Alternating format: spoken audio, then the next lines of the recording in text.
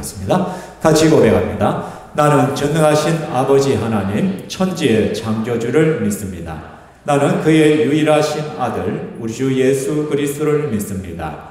그는 성령으로 잉태되어 동정녀 마리아에게서 나시고 본디오 빌라도에게 고난을 받아 십자가에 못 박혀 죽으시고 장사된 지 사흘 만에 죽은 자 가운데서 다시 살아나셨으며 하늘에 오르시어 전능하신 아버지 하나님 우편에 앉아 계시다가 거기로부터 살아있는 자와 죽은 자를 심판하려 오십니다. 나는 성령을 믿으며 거룩한 공교회와 성도의 교제와 죄를 용서받는 것과 몸의 부활과 영생을 믿습니다. 아멘. 이 시간 함께 찬양하겠습니다. 찬송가 91장 슬픈 마음 있는 사람 우리 함께 찬양합니다.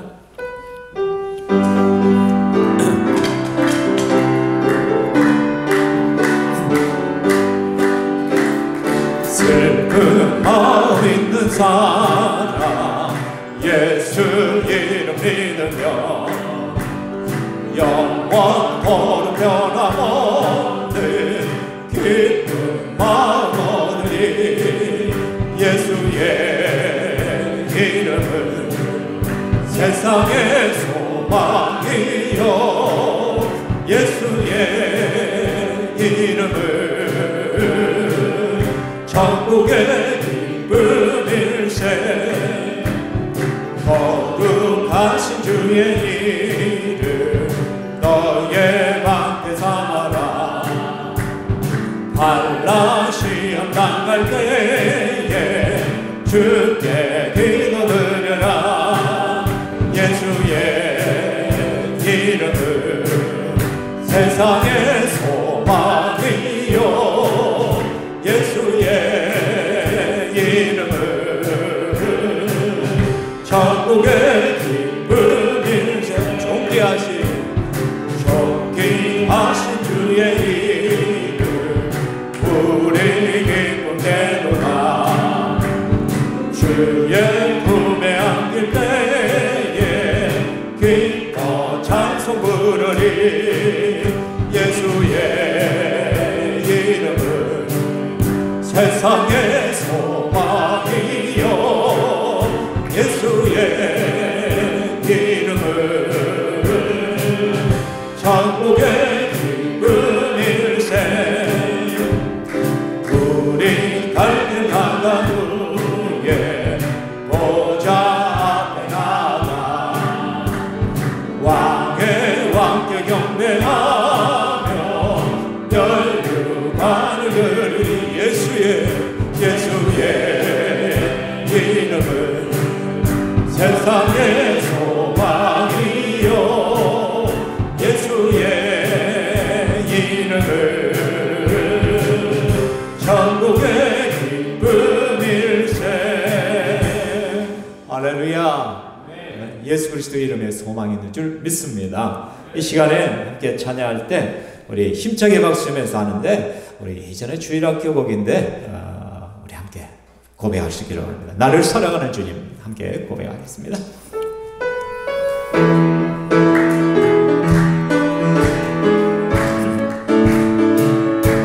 나를 사랑하는 주님 나를 위해 죽으시고 부활성전하시어서 나의 주가 되셨네. 나를 사랑하는 주님 나의 목자 되시어서 나를 항상 인도하니 주만 따라가리라. 주 오시면 천국에서 주님과 살리라. 영원토록 주 오시면 천국에서 주님과 살리라.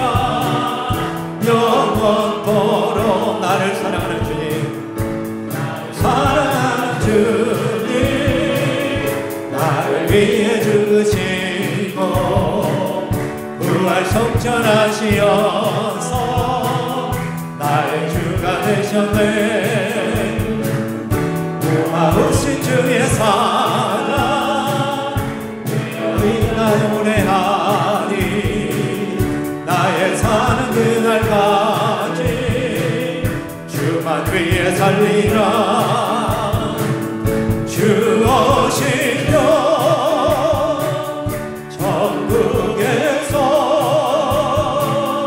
주님과 살리라. 영원토록 주 오시며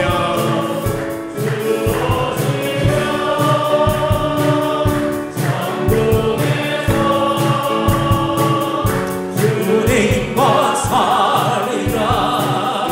영원토록. 할렐루야. 믿습니까? 주님 오시면 천국에서 우리는 주님과 영원토록 사는 줄 믿습니다. 이 찬양을 하는데도 아직 인상이 안 펴지는 분들 계신데, 제가 여기서 볼 때 가장 인상이 밝은 분이 한 분 계세요. 누굴까? 권재본 집사님. 내가 감동 먹어서 권재본 집사님 얼굴 표정이 가장 환한 모습들을. 요즘 인생이 좀 고달픕니까?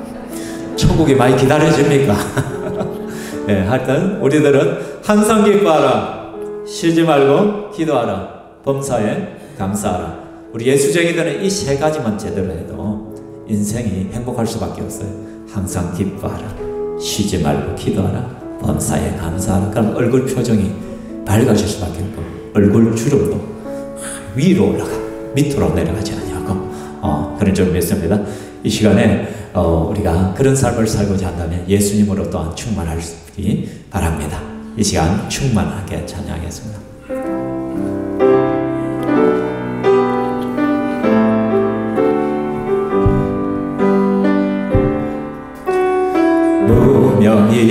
무명이어도 공허하지 않은 것은 예수 안에 난 만족함이라. 가난하여도 부족하지 않은 것은 예수 안에 오직 나는 부요함이라.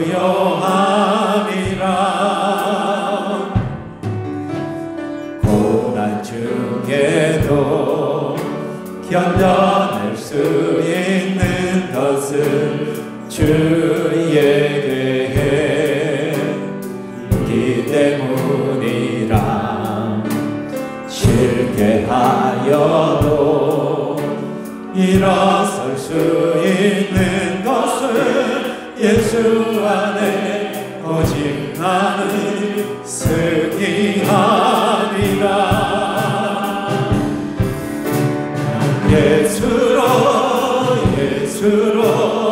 예수로 충만하네. 난 예수로 충만하네. 난 예수로 충만하네. 영원한 왕 내 안에 살아계시네. 내 몸이 약해도 낙심하지 않는 것은 예수 안에 화려한 세상 부럽지 않은 것은 난 예수로 충만하리라.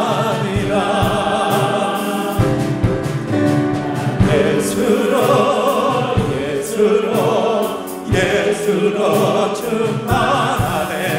세상 모든 것들도 부럽지 않네.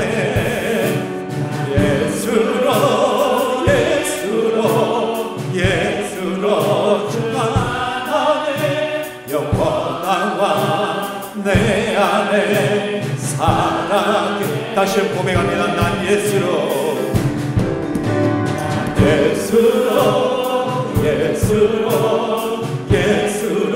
충만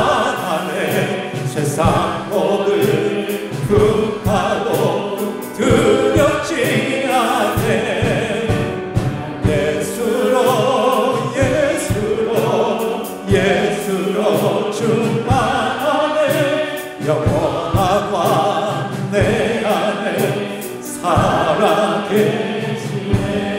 함께 일어나셔서 예수로 나가겠습니다. 우리 보좌 앞에 모였네. 찬양하며 나갑니다. 주님을 향하여 손을 높이 들고 찬양합니다.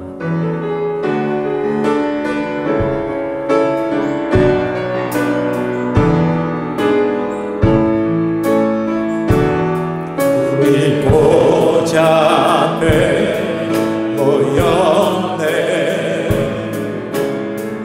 함께 주를 찬양하며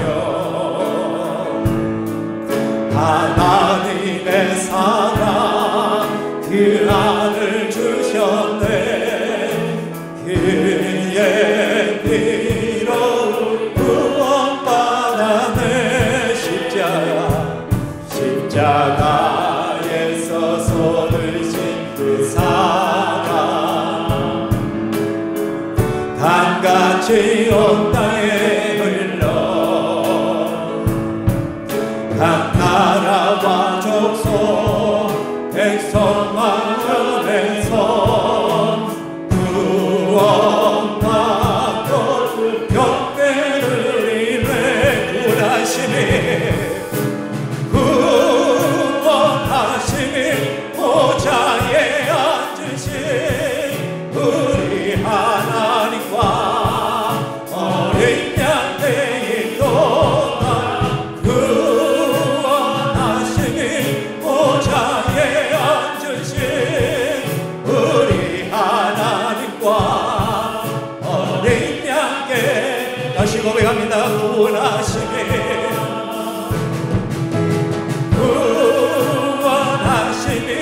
보좌에 앉으신 우리 하나님과 어린 양 되있도다. 구원하심이 보좌에 앉으신 우리 하나님과 어린 양 되있도다. 자리에 앉으시고 기도하겠습니다. 할렐루야. 살아계신 하나님을 찬양합니다. 이 시간에도 예수 그리스도 이름을 부르는 자들이 주님 앞에 나와서 예배합니다. 우리 한 사람 한 사람마다 하나님 앞에 참 예배자가 될 수 있도록 도와 주시옵소서. 세상에 있는 근심과 걱정, 모든 염려들 이 시간 주님 앞에 내려놓습니다. 주 성령께서 평강을 허락하시고 주의 은혜로 충만하게 하여 주시옵소서. 또한 지난 한 주간 우리의 허물과 죄악들을 용서하여 주시옵소서. 이 시간 성령께서 우리를 새롭게 하여 주시고 기대하는 마음으로 충만해지게 하여 주시옵소서. 사랑하는 주님, 우리는 예배자입니다. 하나님, 단순히 이 자리에 나온 예배자뿐만 아니라 삶의 예배자가 되게 하여 주시옵소서. 하루하루 살아갈 때마다 직장에서 가정에서 모든 생활의 터전 속에서 나는 하나님 말씀 앞에 나 자신을 세우며 믿음으로 살아가고 씨름하게 하여 주시옵소서. 하나님 말씀이 내 삶을 이끌어갈 수 있기를 원합니다. 하나님 말씀이라면 껍북 죽으며 하나님 말씀이라면 순종의 자리로 나아가는 우리 심통교회 성도들 되게 하여 주시옵소서. 이제 4월입니다. 하나님, 우리의 영육이 다시 한번 새 힘을 얻게 하여 주시고 웅크림이 아니라 하나님 주신 그 생명력을 가지고 뛰어오르게 하시고 세상을 향하여 예수 십자가의 복음을 전가하는 자로 살아갈 수 있도록 도와주시옵소서. 우리는 언제나 내 사명이 영원하여 제자 삼는 것임을 알게 하여 주시고 이 사명에 순종하게 하여 주시옵소서. 이 시간 하나님의 말씀을 들고 부족한 종이 하나님 앞에 섭니다. 아버지 하나님께서 입술에 권세를 다해 주시고 하나님의 생명의 말씀만이 밝히 드러나게 하여 주시옵소서. 인간의 모습은 감추어 주시고 하나님의 충만한 은혜가 임재하게 하여 주시옵소서. 말씀을 듣는 심령들 하나님 겸손하게 하여 주시옵소서. 자기의 생각과 주장과 가치관을 가지고 말씀을 받지 않게 하여 주옵소서. 하나님 앞에 백지 상태로 내 영혼을 올려드리게 하여 주시옵소서. 그래서 어떤 주의 말씀이 선포되더라도 그 말씀에 아멘으로 순종하며 아멘으로 받아들이게 하여 주시옵소서. 그때 성령의 역사를 체험하게 하시고 성령의 회복과 치유를 경험하게 하여 주시옵소서. 또한 악한 사단의 권세들을 예수 이름으로 떠나가고 주의 성령으로 충만한 한 시간이 될 수 있도록 도와주시옵소서. 이 시간 찬양대의 찬양도 기뻐 받아 주시옵소서. 하나님, 저들이 준비하고 또 하나님 앞에 찬양하는 순간순간까지도 하나님께서 간섭하여 주시옵소서. 그리고 우리 모든 성도들의 삶이 하나님 앞에 기쁨이요 찬양이 되게 하여 주시옵소서. 영광 받으실 삼위 하나님을 찬양하며 감사합니다. 예수님 이름으로 기도합니다. 아멘.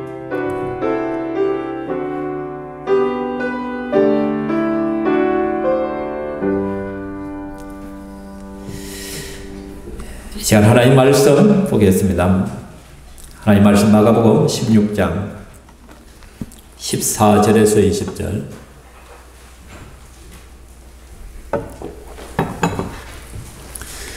마가복음 16장 14절에서 20절까지 말씀을 보겠습니다. 제가 봉독해 드리겠습니다. 그 후에 11제자가 음식 먹을 때에 예수께서 그들에게 나타나사 그들의 믿음 없는 것과 마음이 완악한 것을 꾸짖으시니 이는 자기가 살아난 것을 본 자들의 말을 믿지 아니함일러라. 또 이르시되 너희는 온 천하에 다니며 만민에게 복음을 전파하라. 믿고 세례를 받는 사람은 구원을 얻을 것이요 믿지 않는 사람은 정죄를 받으리라. 믿는 자들에게는 이런 표적이 따르리니 곧 그들이 내 이름으로 귀신을 쫓아내며 새 방언을 말하며 뱀을 집어 올리며 무슨 독을 마실지라도 해를 받지 아니하며 병든 사람에게 손을 얹었즉 나으리라 하시더라. 주 예수께서 말씀을 마치신 후에 하늘로 올려지사 하나님 우편에 앉으시니라. 제자들이 나가 두루 전파할새 주께서 함께 역사하사 그 따르는 표적으로 말씀을 확실히 증언하시니라. 아멘. 시간 찬양대 찬양하도록 하겠습니다.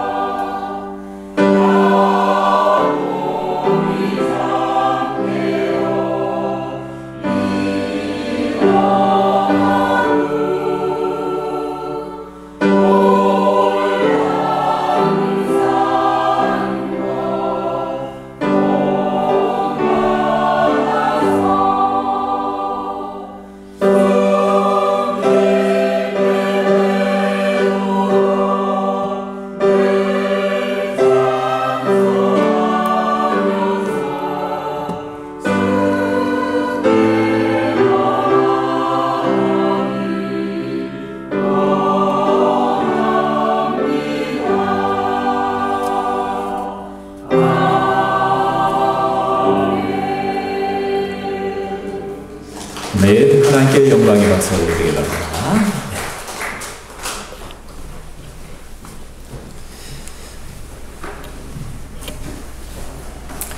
예수님께서 살아계실 때 참 많은 말씀들을 하셨죠. 그 많은 말씀들 가운데 우리가 다 기억해야 되지만은 우리 성도가 꼭 기억해야 될 예수 그리스도의 예수님의 세 가지 명령의 말씀이 있습니다. 그 말씀이 무엇이냐? 첫 번째는 오라라는 말씀입니다. 오라. 마태복음 11장 28절에 보면 같이 읽어볼까요? 수고하고 무거운 짐진 자들아 다 내게로 오라. 내가 너희를 쉬게 하리라 라고 말씀합니다. 이것은 죄의 짐을 지고 가는 세상 사람들을 향하여 다 내게로 오르라. 곧 구원으로의 초청이죠. 주 예수를 믿으라. 그리하면 너와 내 집이 구원을 얻으리라. 예수 그리스도에게 구원이 있는 것이죠. 그래서 주님 앞에 나올 때 생명을 얻고 참 안식을 얻게 된다는 말씀입니다. 여러분은 지금 이 오라는 말씀에 다 순종하셨습니까? 그 오라는 말씀에 따라 예수님을 믿고 계시죠? 예. 두 번째 우리 주님의 말씀이 있습니다. 바로 서로 사랑하라는 말씀입니다. 세 계명을 너희에게 주노니 서로 사랑하라. 내가 너희를 사랑한 같이 너희도 서로 사랑하라 라고 말씀을 합니다. 그러니까 서로 사랑하는 것은 예수 믿는 자 그리스도인의 정체성입니다. 그리스도인이라면 누구라도 사랑하는 자로 살아가야 됩니다. 심지어 예수님께서는 너희 원수를 사랑하며 너희를 박해하는 자를 위하여 기도하라 라고 말하죠. 그러니까 어디까지 사랑할 수 있느냐? 너희 원수마저도 너희를 대적하는 자마다 너희를 힘들게 하는 자일지라도 그들을 끝까지 사랑하라 라고 말씀을 합니다. 여러분 이 말씀에 순종합니까? 예. 세 번째 가라 라고 말씀합니다. 그러므로 너희는 가서 모든 민족으로 제자를 삼아 라고 말씀합니다.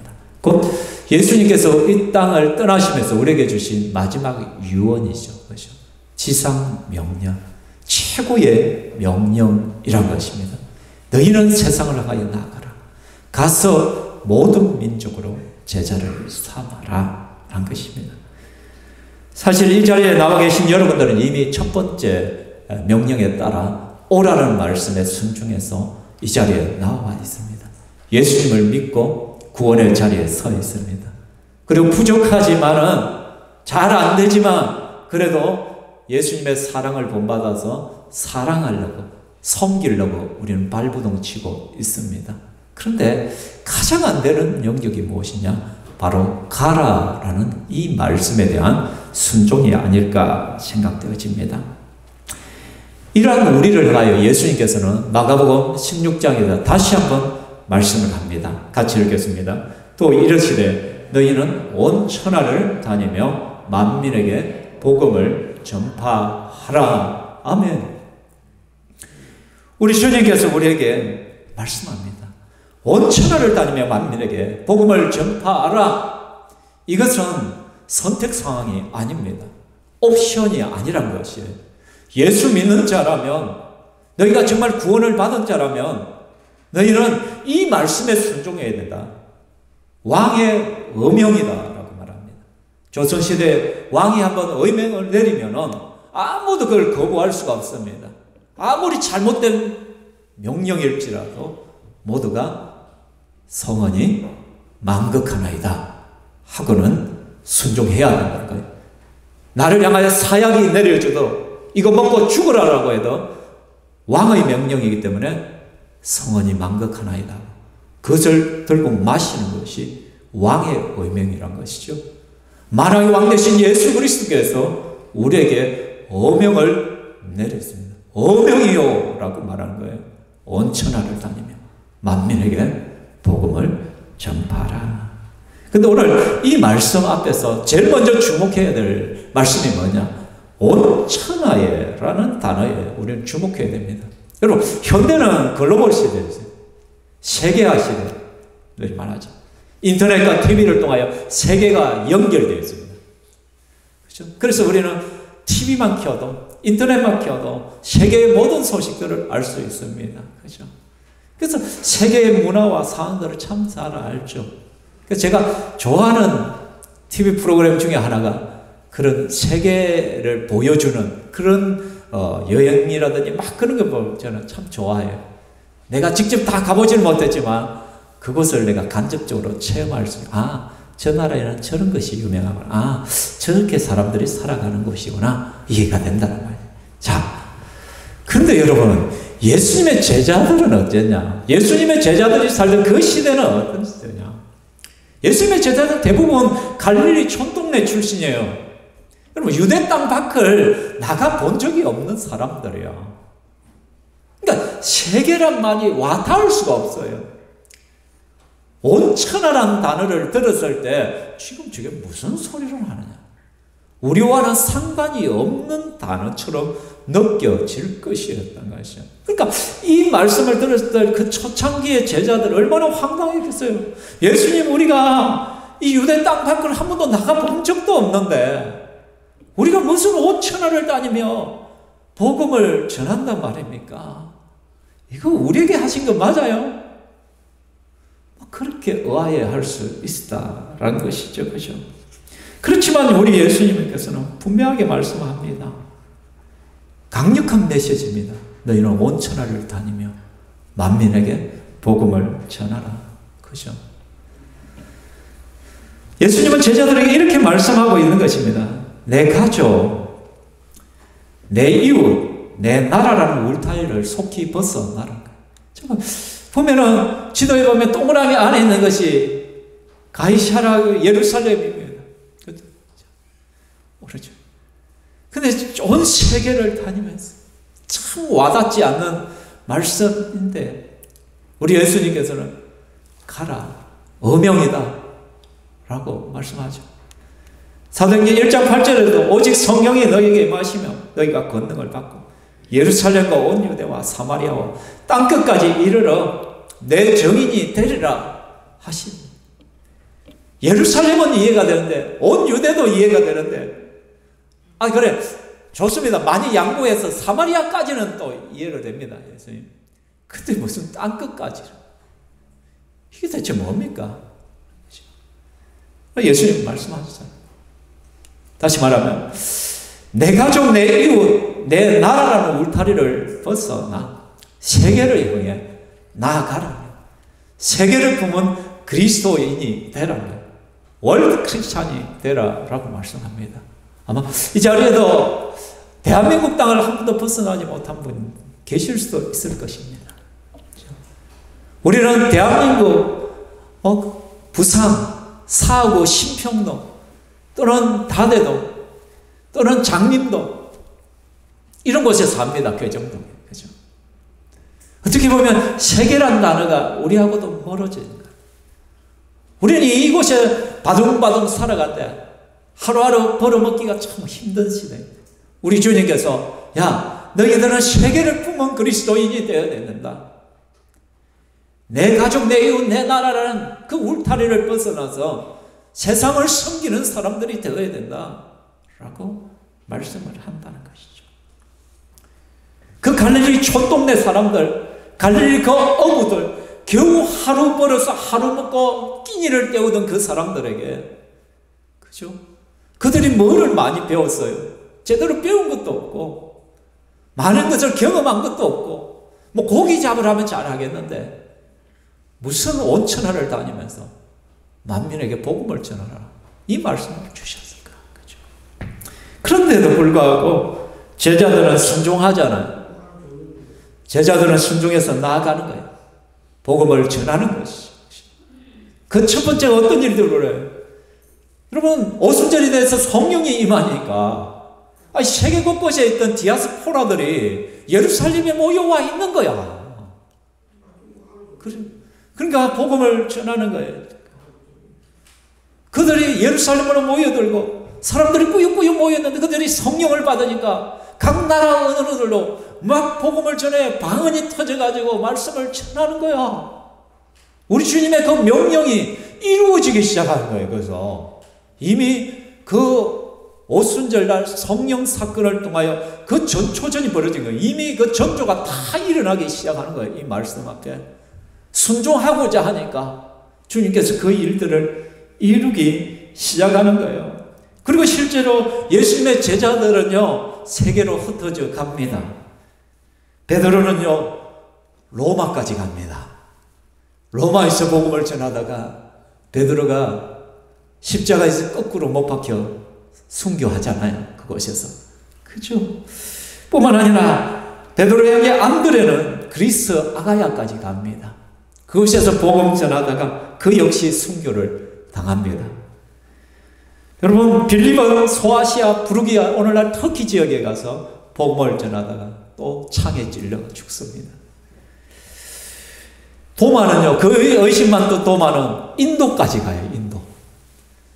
인도까지 가서 그곳에서 복음을 전하다가 죽임을 당한다. 도마가 전했던 그 인도에서 전했던 복음이 어디로 가냐면 중국으로 흘러 들어가지고요, 중국 당나라 시대의 복음이 전해지고, 그 당나라 시대의 복음이 우리나라로 들어가 삼국시대 신라에 보면 경교로 해가지고 비태 종교로 해가지고 우리한테 들어가요.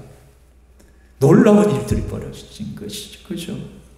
어떻게 보면 우리나라의 복음이 전하는 도마의 역할이 상당히 큽니다. 마태는 이디오피아, 저 아프리카까지 가서 복음을 전합니다. 요한은 에베소에 있다가 밤모습에 유배당해서 그곳에서 죽임을 죽잖아요. 그렇죠? 그러니까 예수 그리스도의 복음의 말씀을 전하는 그 명령에 제자들은 순종해요. 아무것도 없었지만, 능력도 없었지만 주님이 말씀하셨기 때문에 순종하니까 그 세계 복음화의 일들이 일어나기 시작하더라는 것이요. 그렇다면 오늘 이 말씀을 하는 우리들은 어떻게 그러면 이 세계 복음화에 동참할 수 있을까? 제일 먼저 우리는 세계를 위해 기도할 수 있는 거예요. 중보할 수가 있는 거예요. 여러분, TV를 보다가 어떤 나라 이야기가 나오면 기도하십시오. 이스라엘과 팔레스타인이 전쟁을 벌이고 있습니다. 그 땅을 위하여 기도하십시오.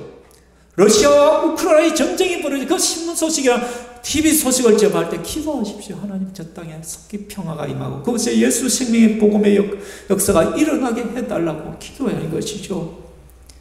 그 세계 곳곳의 나라 소식을 전할 때마다 그 땅을 위하여 기도하고 그 사람들도 예수 믿게 해달라고 기도하십시오.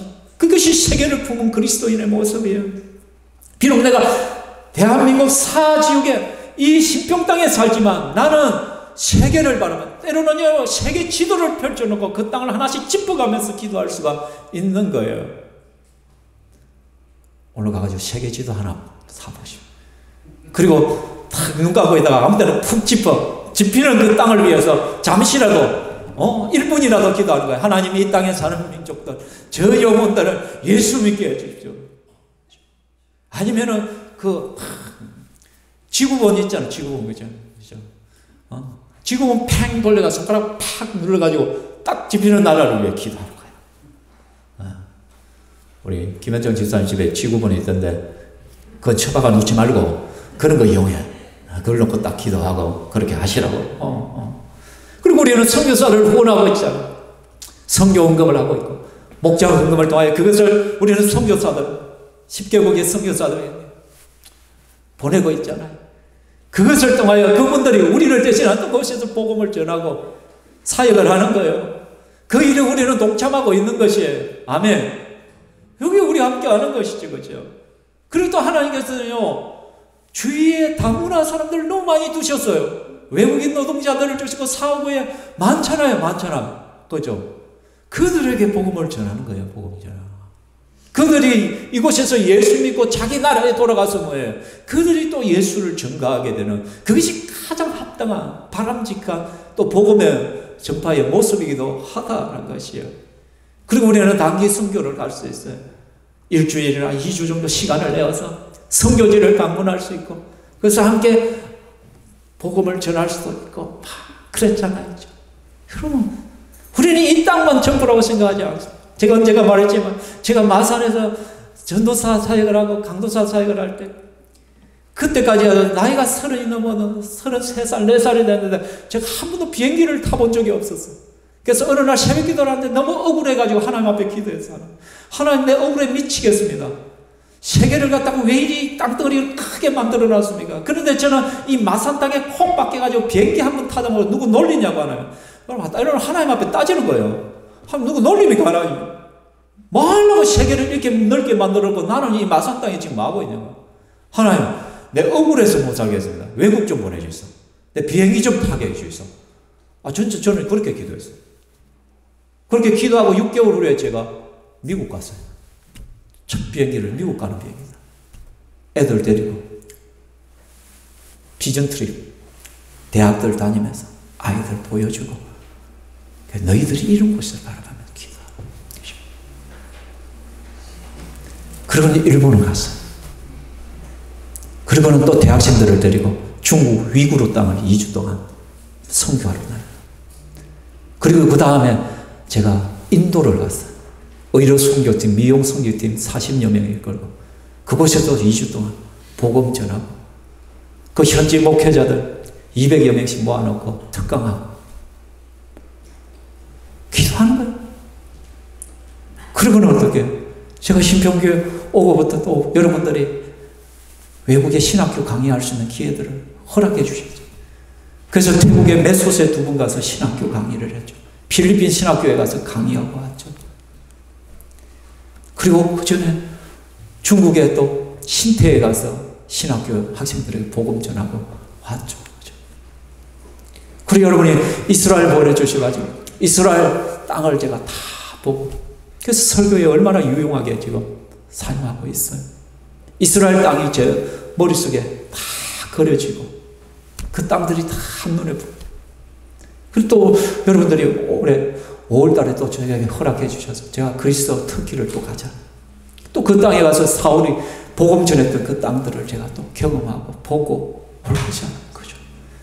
여러분 저는 이런 것이 우연이 아니라고 생각합니다. 저는 그때 20여 년 전에 하나님 앞에 울면서 땡깡 부렸던 그 기도.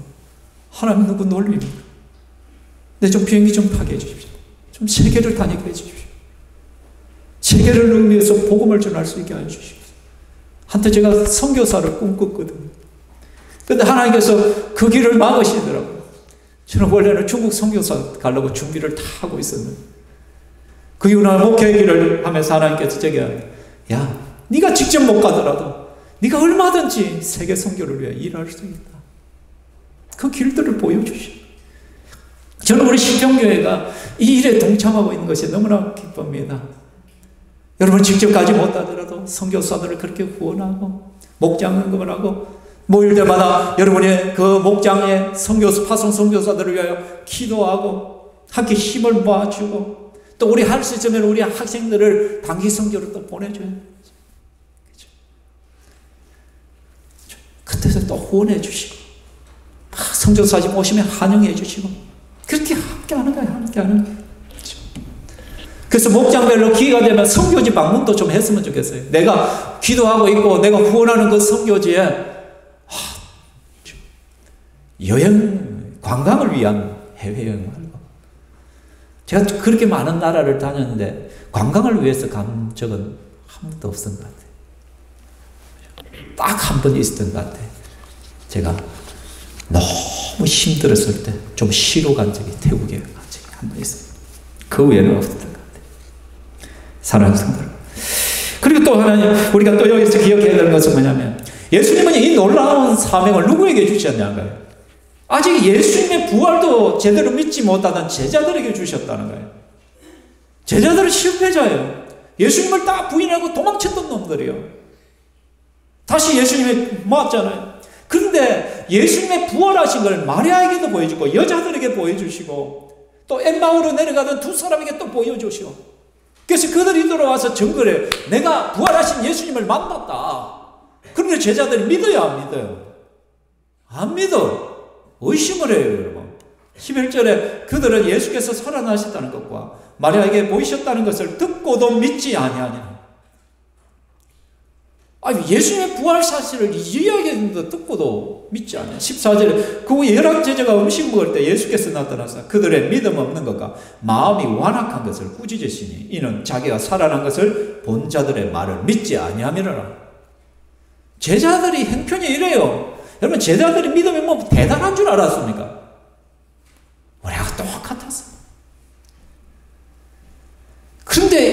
4절 이 말씀하고 바로 연달아서 오늘 말씀이 온 거예요. 너희는 온 천하를 다니며 만민에게 복음을 전하라. 아니 여러분, 믿을 만한 사람들에게 그죠? 예수님은 왜? 좀 부족했지만 그들에게서 무엇을 받다?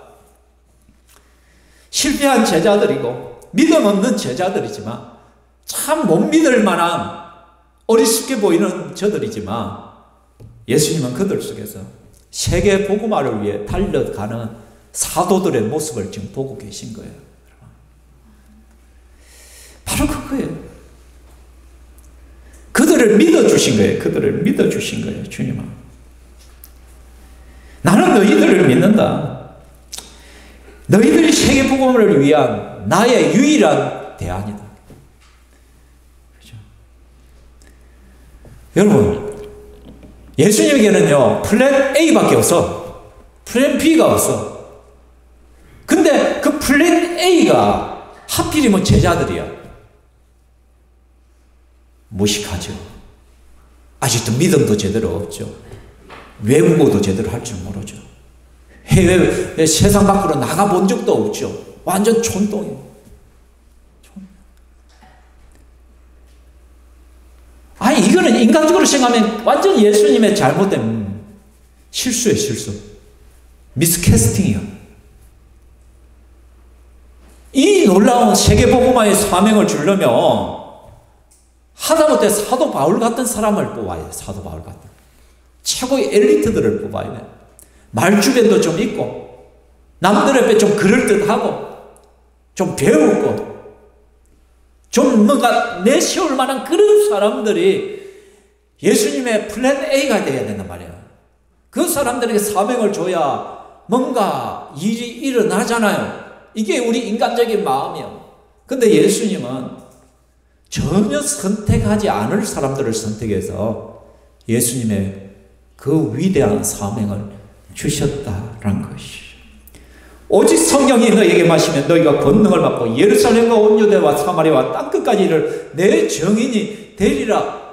예수님은 너희들은 나의 증인이 될 거야. 성령이 임하면 돼. 너희에게 능력이 있는 것이 아니라 너희 부족해도 돼. 내가 너희들을 사용할 거야. 내가 너희들을 믿어. 그러니까 여러분, 우리가 복음을 전하려면 목사님 나는 뭐를 말해야 될지 몰라요. 오늘 우리 청소년부 모임을 하는데 물론 정훈이 혼자밖에 없었지만 그래서 우리 박신근 선생님하고 정훈이하고 같이 이야기하는데 그래서 예수님의 십자가와 부활과 전도에 대해서 같이 이야기를 하는데 내가 질문이 있냐 하잖아. 우리 정훈이가 그래. 목사님, 그럼 친구들에게 어떻게 전해야 되는지 좀 알 수 있을까요? 내가 그 질문 듣고는 너무 할렐루야. 그런 질문이 나와야 된단 말이에요. 그런 질문이. 목사님, 내 친구 그러면 어떻게 전해야 돼요? 좀 전할 수 있는 방법이 있을까요? 그래. 그럼 내가 가르쳐줄게. 다음 주부터 우리 복음 제시 한번 배우자.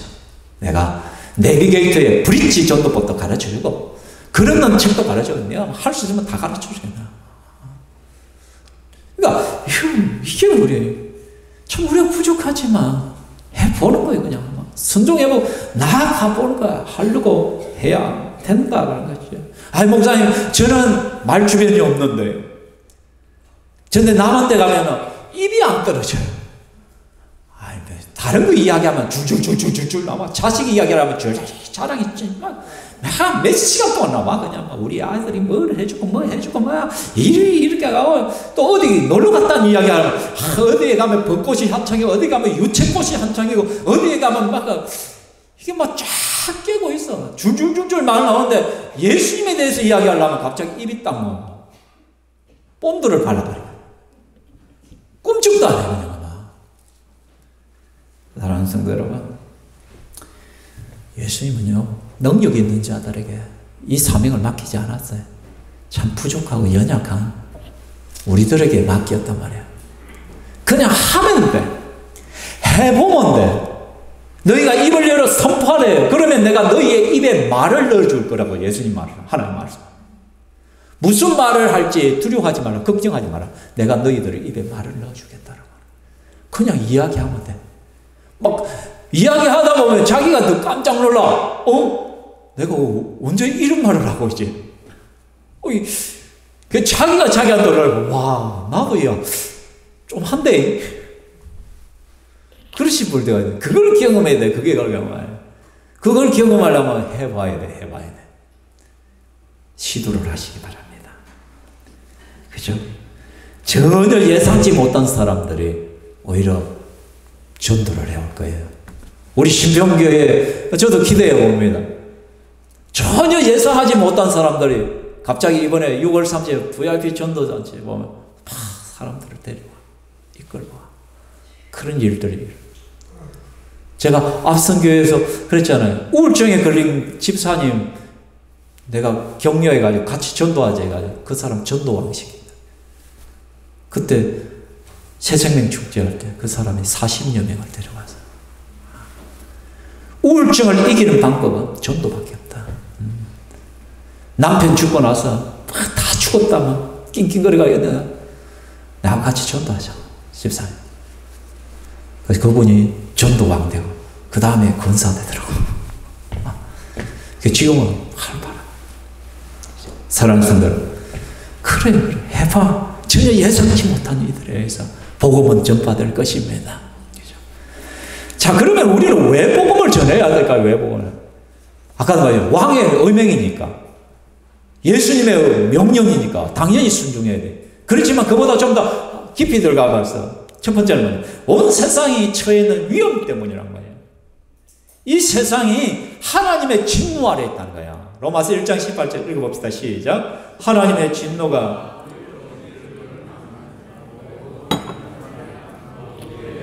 하늘부터 나타나나니, 하나님의 진노가 불신자들에게 나타났단 말이에요. 이미 머리 끝에 하나님의 진노가 와 있다는 거예요. 그죠? 세례 요한이 와가 뭐랬어요? 도끼가 들고 지금 추수하는 도끼를 들고 있댔죠. 도끼를 내리치는 거예요. 지금 이게 불신자들의 처한 현실이란 말이에요. 하나님의 진노의 심판이 머리 끝까지 지금 와 있는 상태, 머리가 되다. 그게 내리치면 쪼개지는 거예요. 때리치면 쪼개지는 거예요. 멸망하는 거예요. 지옥 가는 거예요. 심판받아 끝나는 거예요. 근데 알지 못해. 지금 내 머리 위에 하나님의 심판의 칼날이 위에 놓여 있다는 걸 알지도 못하고 지금 흥청망청 놀러 다니고 기뻐하고 즐거워하고 무슨 자랑이나 늘어놓고 있고 어디 갔다 왔다 저기 갔다 왔다 막 끼르끼르거리고 깔깔거리고 있고 살아가고 있는 거야. 어쨌든 이 땅에서 좀 더 좋은 옷 입고 맛있는 거 먹고 막 누리려고 그것만 생각하고 살아가고 있는 거야. 그것만 듣고 살아가고 있는 거야. 우리는 이걸 안단 말이야. 하나님의 진노의 칼날이 바로 머리 위에 와 있다는 걸 안단 말이야. 그걸 안다면 우리는 복음을 전해야 된단 말이에요. 내 자녀들을 그냥 놔둘 수가 없다는 것이에요. 하나님의 은혜, 사랑을 모르는 것 자체가 저주요, 심판이에요, 이미. 그렇죠? 이 사실을 안다면 우리는 우물쭈물할 시간이 없어. 예수님 전해야 돼요. 두 번째는요, 온 세상을 위해 예수님이 치르는 엄청난 대가 때문에 우리는 복음을 전해야 돼요. 로마서 4장 25절에 보면 예수는 우리가 범한 죄 때문에 내줌이 되고 또한 우리를 의롭다 하시기 위하여 살아나셨구나. 바로 내 죄값 때문에 예수님이 십자가에 못 박혀 죽었잖아요. 우리를 의롭다 하시기 위하여 부활하신 예수님. 자기의 가장 사랑하는 아들을 내어주신 하나님이에요. 이 아들까지 내어주면서도 우리 예수님께서 그러면서도 우리를 사랑하고 복음의 기회를 주셨는데 우리가 끝까지 그 복음을 거부한다면 뭐예요? 그 아들까지 희생해가면서 우리에게 주시던 그것이 진노로 나타날 거예요. 내가 너희를 위하여 내 하나뿐인 아들마저도 희생시켜서 너희를 위해 보낸 너희가 이 아들을 거부한단 말이야. 그럼 더 이상 소망 없는 거예요. 그 사랑이 하나님의 엄청난 진노로 그 사람 머리 위에 쏟아지기 시작할 것입니다. 그 예수 그리스도의 희생과 사랑을 안다면 우리는 복음을 전해야 됩니다. 또한 우리는 온 세상보다 귀한 한 영혼의 가치 때문에 복음을 전해야 됩니다. 여러분, 미국에 1901년에 덩컨 맥두웰이라는 사람이 있는데요. 참 이상한 실험을 했어요. 이 덩컨 맥두웰이 영혼의 무게를 달아보는 이 실험을 했어요. 그래야 그가 결론으로 책을 딱 낸 게 뭐냐면 영혼의 무게는 21g입니다. 한 사람의 영혼의 무게는 21g입니다. 이걸 어떻게 해요? 조사님께서 사람이 죽기 전에 저울에 달았다가 죽고 나서 영혼이 빠져나가고 나서 저울에 달은 거야. 이걸 갖다 여러 명을 시도했겠죠, 그죠? 그래 평균적으로 21g의 차이가 나더라. 그래서 영혼의 무게는 21g. 시작되었는 무슨 21g이에요? 그 영혼을 어떻게 재울 수 있어요? 그죠?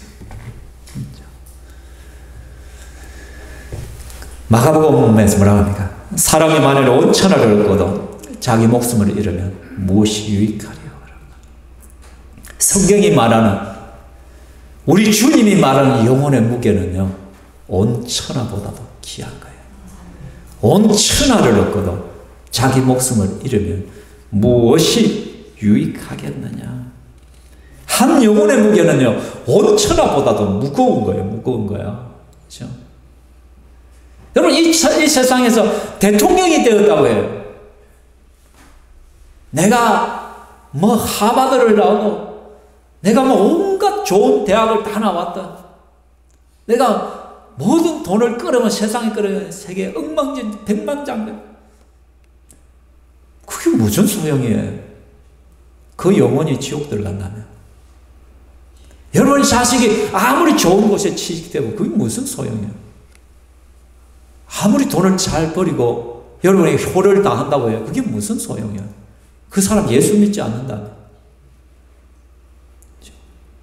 제가 늘 가르치잖아요. 자녀들이 뭔가 선물할 때 예수 안 믿는 자녀들이 여러분에게 뭔가 선물을 하면 야야 참 고맙다. 네가 나를 그렇게 생각해 너무너무 고맙다. 그런데 나는 네가 이런 것 사주는 것보다 네가 교회 한번 와주고 네가 예수 믿는 것 그것이 더 고맙다. 그게 나의 소원이다. 그 이야기들을 좀 하시란 말이에요. 이야기를 하시라고. 그죠? 그걸 하잖아.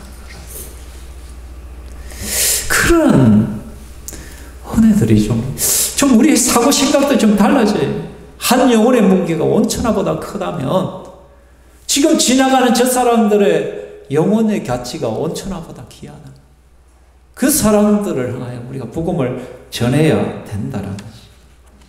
그렇지만 쉽지 않죠. 우리의 현실은 그걸 알지만은 참 안 되죠. 그죠? 그러나 여러분, 안 된다고 안 하면 안 돼요. 왜? 하나님께서 에스겔을 통하여 우리에게 경고하고 계셔요. 하나님께서 에스겔 선지자를 통하여 뭐라고 하셨어요? 만일에 적군이 지금 쳐들어오고 있는데 파수꾼이 그것을 보고도 성에 있는 사람에게 경고하지 않는다면, 그래서 그들이 죽임을 당한다면 파수꾼을 썼던 너희들이 그 사람의 피값을 대신해야 된다. 너희들 때문에 죽은 것이다. 근데 너희가 경고를 했는데도 불구하고 그들이 대비하지 않고 도망가지 않아서 죽었다면 그 피값은 너희와 상관이 없다. 그러면서 우리에게 말씀해요. 이것이 영적인 것으로 우리에게 말씀하는 거예요.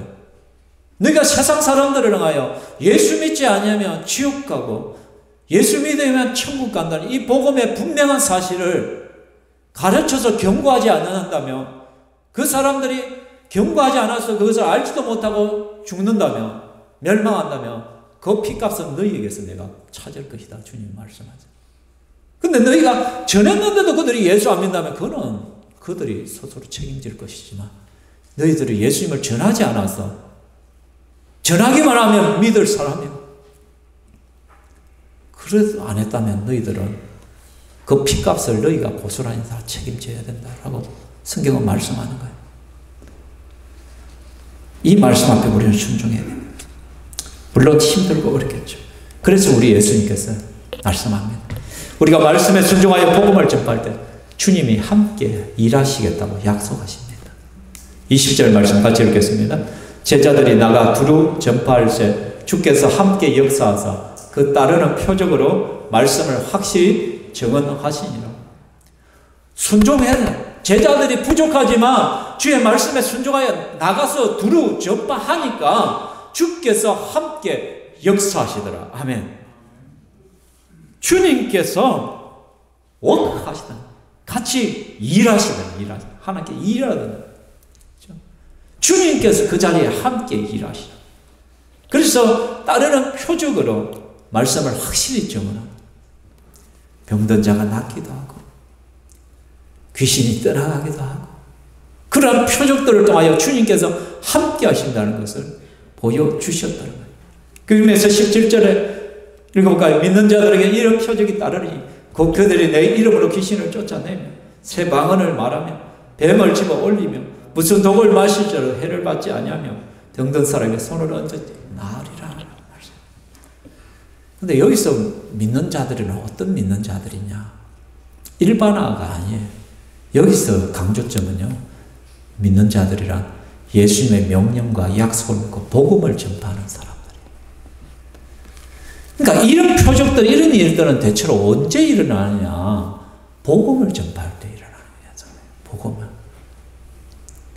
그래서 실제로 선교사들이 해외에서 오지에서 선교하다 보면은 이런 표적들을 많이 이야기를 하잖아요.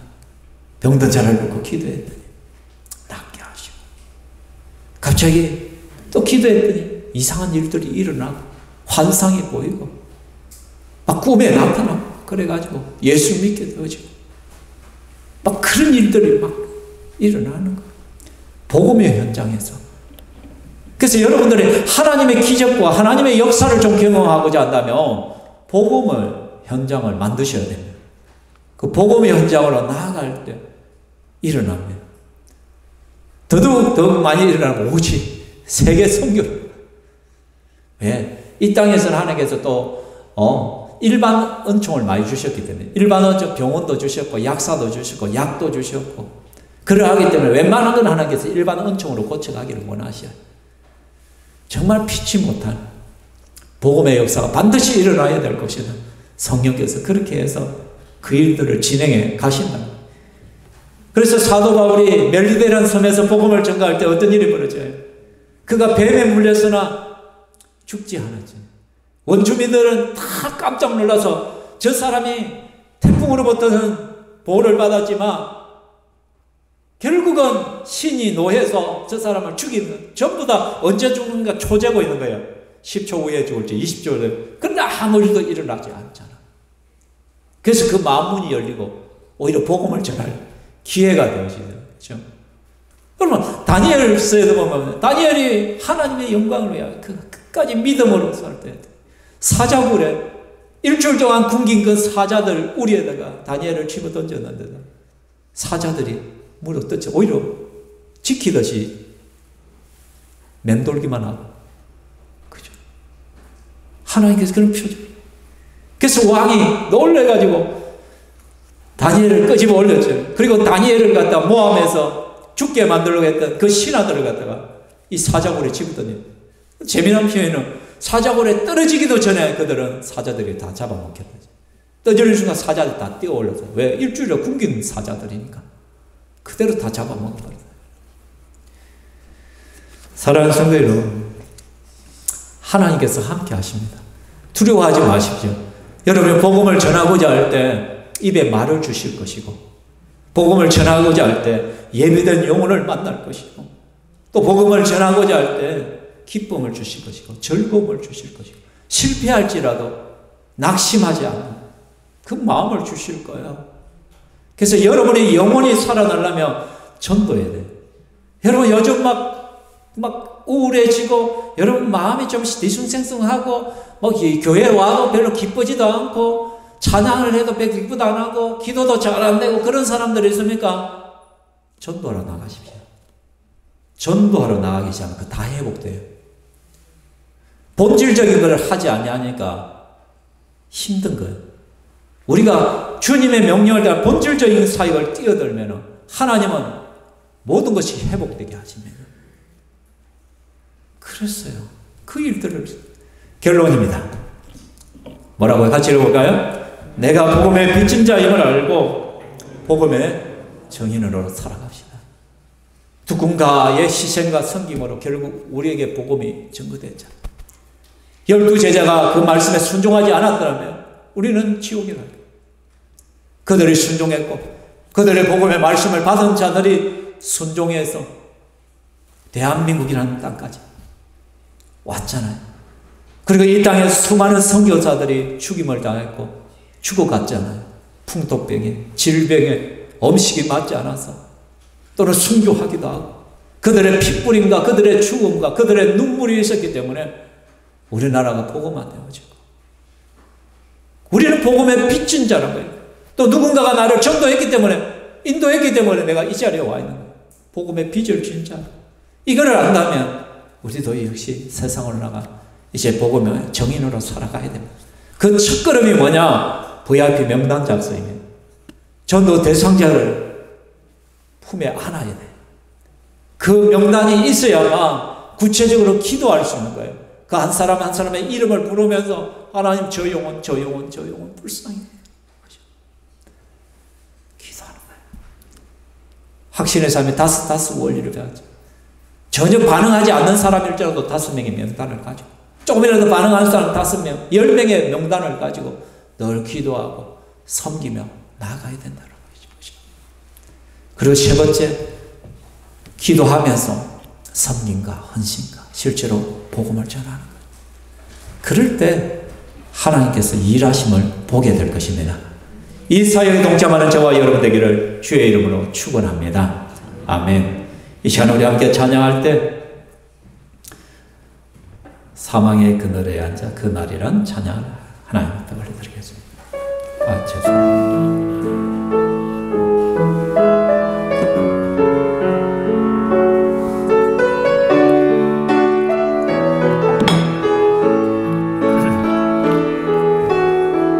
사망의 그늘에 앉아 죽어가는 나의 백성들 절망과 굶주림을 가진 자들 내 마음에 오랜 슬픔 고통의 멍에에 매여 울고 있는 나의 자녀들 나는 이제 일어나 저들의 멍에를 꺾고 눈물 씻기길 원하는데 누가 내게 부러지죠 저들을 구원케 할까 누가 나를 위해 가서 나의 사랑을 날까 나는 이제 보기 원하네 나의 자녀들 살아나는 그날 기쁜 찬송 소리 하늘에 무슨 소리와 가득한 다시 한번 찬양합니다. 사망의 그늘에 앉아 사망의 그늘에 앉아 죽어가는 나의 백성들 절망과 굶주림 가진 저들은 내 마음에 오랜 슬픔 고통의 멍에에 매여 울고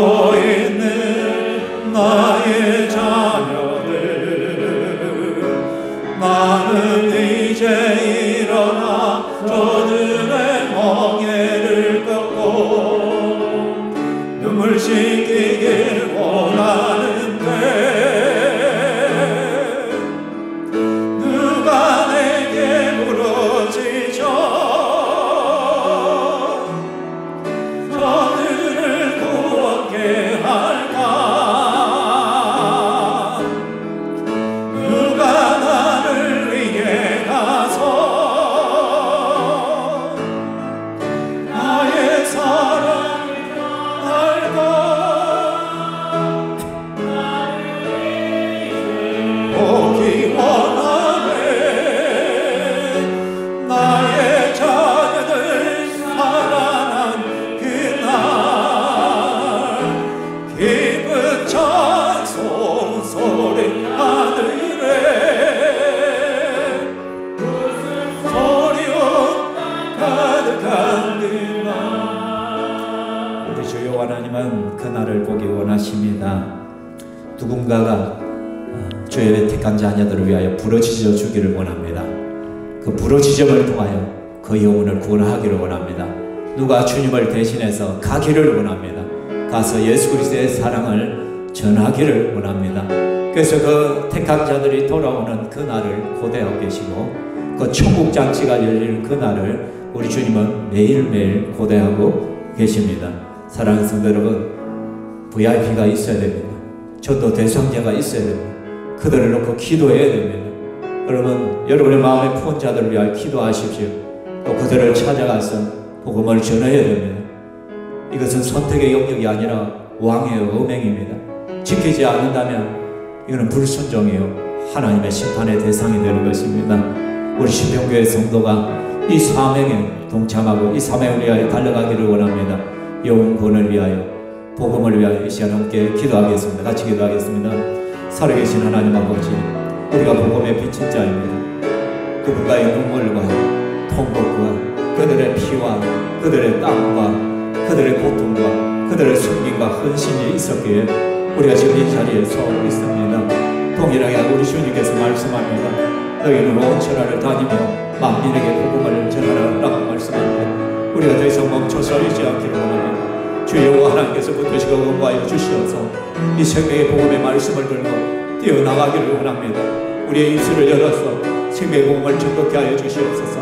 그래서 이 복음의 말씀을 듣는 자마다 엎드리게 하여 주시고 그 생명의 길로 나와서 하나님 웃음소리가 난 그날, 우리 주 여호와 하나님께 춤추는 그날, 그 하나님 천국잔치가 끝나는 그 날마다 나오기를 원합니다. 우리 신평교회가 이 일에 쓰임받을 수 있도록 도와주시옵소서. 그동안 움츠리고 있고 하나님 가만히 있는 우리들을 회개합니다. 다시 한번 일어나 밖으로 나아가서 예수 생명을 증거합니다. 주여 영광 받으시고 그 속에 함께하여 주시옵소서. 그 가운데 치유가 있고 회복이 있게 하시고 악한 사단의 근세를 떠나가는 역사들이 있게 하여 주옵소서. 만왕 왕 되신 여호와 하나님 감사합니다. 오늘 다시 말씀을 통하여 주의 명령을 마음에 새깁니다. 너희는 온 천하를 다니며 만민에게 복음을 전하라. 왕의 은행으로 받게 하여 주시옵소서. 선택 상황이 아니라 매일매일 순종해야 될 우리의 사명임을 알고 때를 어떻지 못 어떻지 말씀을 선포하는 자들 되게 하시고 특별히 우리 마음에 VIP를 품고 그들을 위하여 끊임없이 기도하며 울부짖게 하여 주시옵소서. 또 우리가 담대하게 입을 열어서 복음을 전하고 교회를 초대할 때 그들의 마음을 움직이시고 그들의 심령이 열려서 주 앞으로 나와서 복음을 듣고 믿음의 역사들, 구원의 역사가 일어나게 하여 주시옵소서. 이 사명을 잘 감당하는 신평교회가 되기를 원합니다. 우리 신평교회 모든 성도들이 함께 일에 동참하게 하여 주시옵소서. 그래서 주님의 마음을 시원케 드리는 성도로 살아가기를 소망합니다. 또 이 시간 우리 사랑하는 성도들 하나님 나라와 영광과 복음을 위하여 귀한 것들을 올려드립니다.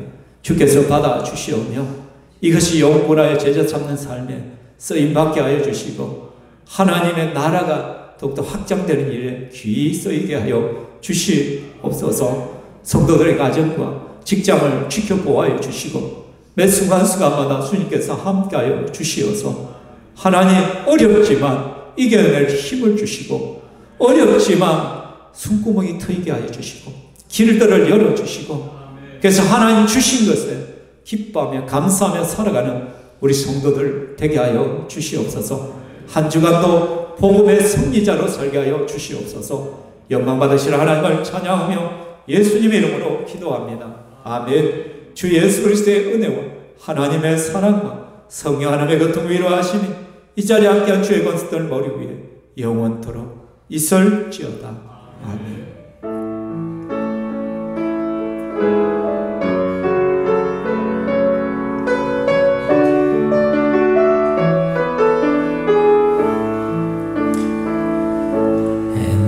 하나님께 영광의 박수 올려드리겠습니다.